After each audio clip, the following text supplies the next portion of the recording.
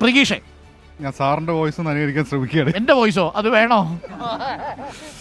Sir വടകരയിൽ ഇലക്ഷനായിട്ട് ബന്ധപ്പെട്ടൊരു കുതിരേന്റെ മോളൊക്കെ പോയിട്ടൊരു സ്ഥാനാർത്ഥി ആ സംഭവം അവതരിപ്പിക്കുക.